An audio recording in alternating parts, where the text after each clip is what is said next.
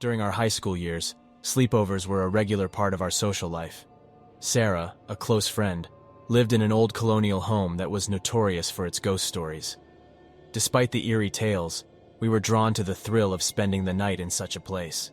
So, one Friday night, 6 of us gathered at Sarah's house for a sleepover, a mixture of excitement and unease in the air. The evening started innocently enough with pizza, movies, and laughter echoing through the old house. However, as the clock struck midnight, we decided to up the ante by playing a game of truth or dare. The atmosphere instantly tensed as the game commenced, each dare being riskier than the last. When my turn came, the dare was one that chilled me to the bone. I was dared to venture into the haunted attic, a place that even Sarah's family avoided. Wanting to appear brave, I accepted the dare and started my reluctant ascent up the creaky stairs, clutching a flashlight tightly in my hand. The attic was cold and drafty, a stark contrast to the warmth of the house below. As I moved further into the room, a sudden icy cold breeze swept past me. Startled, I looked around, finding no open windows or visible source of the breeze. That's when it happened. An old moth-eaten doll, one that had belonged to Sarah's grandmother, sprang to life. Its eerie, high-pitched laughter echoed throughout the attic, sending shivers down my spine. I was rooted to the spot, the horrifying laughter chilling me to the core. I turned to flee the attic, but a sudden hushed whisper froze me in my tracks. It was a woman's voice, clear and close, whispering my name as if right next to my ear. That was the last straw. I bolted down the stairs, the sound of the chilling laughter and my own pounding heart ringing in my ears. The rest of the night was a blur of fear and disbelief. No one slept. Our playful game had turned into a haunting experience that had us all on edge. The echoes of the laughter and the mysterious whispers from the attic remained with us, turning our exciting sleepover at Sarah's into a chilling night we'd never forget. My best friend Ben and I had a shared love for camping. His sprawling backyard with its generous cover of trees provided the perfect setting for our numerous camping adventures. One cool summer night, we set up our trusty old tent under the starlit sky, excited for another fun-filled camping experience right at home. As the night progressed, we found ourselves huddled in our tent, swapping ghost stories under the cover of darkness.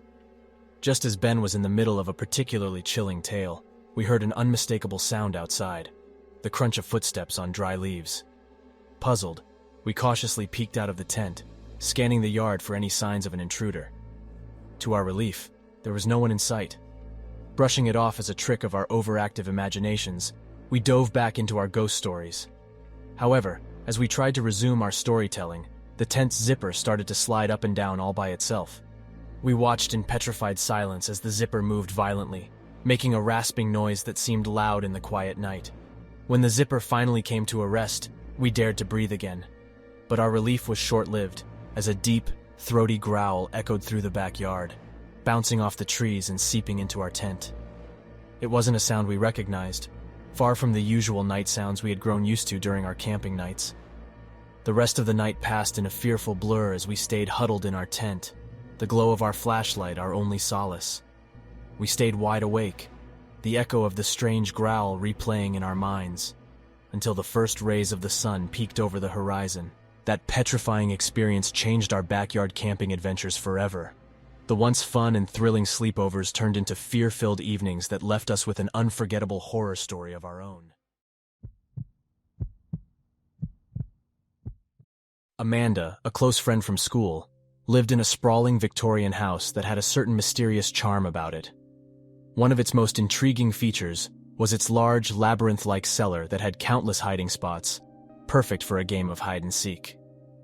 During a sleepover at Amanda's, we decided to play hide-and-seek, a childhood game that seemed innocuous enough. As I explored the house for a perfect hiding spot, I decided to venture into the sprawling cellar. The cellar was dimly lit, casting long, eerie shadows that danced on the walls. As I hid behind an old wooden cabinet, I felt a rush of adrenaline, eager to win the game. That's when it happened. From a far corner of the cellar, I heard a hushed giggle, the kind that would be normal in a game of hide-and-seek. Assuming it was Amanda or one of the others trying to find a spot, I decided to stay quiet.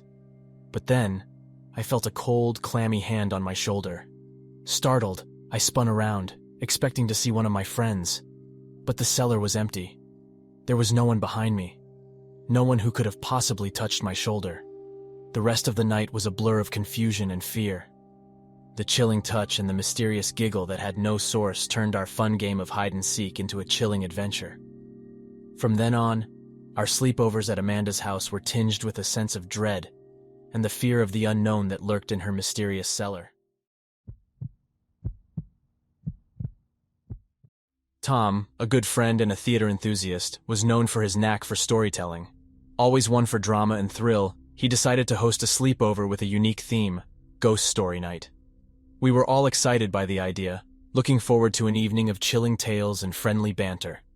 We gathered at Tom's place, the atmosphere perfectly set with dim lights and flickering candles that cast dancing shadows on the walls. The night began with each of us sharing ghost stories, trying to outdo each other with tales of the supernatural and the unexplained. The room filled with a sense of suspense and anticipation as each story unfolded. When it was Tom's turn, he started narrating an old legend that had been passed down through generations in his family. His captivating storytelling had us all on edge, his every word painting a vivid picture in our minds. However, just as he was reaching the climax of the tale, a loud thump from the kitchen startled us all. We turned in unison towards the source of the sound, only to see the kitchen door slowly creaking open. A chilly draft made its way into the room, causing the candles to flicker wildly and casting eerie shadows around us. Intrigued and a little apprehensive, we decided to investigate. As we stepped into the kitchen, we were met with a scene of utter chaos. Utensils and dishes were strewn all over the floor, as if thrown down in haste or anger. However, there was no one in the kitchen, no signs of an intruder or a prankster. The rest of the night, we sat huddled together in the living room, the chilling incident in the kitchen overshadowing our ghost story session. Each creak of the old house, each flicker of the candle, had us on edge. The sleepover that was meant to be a fun evening of ghost stories had turned into a real-life horror experience we would never forget.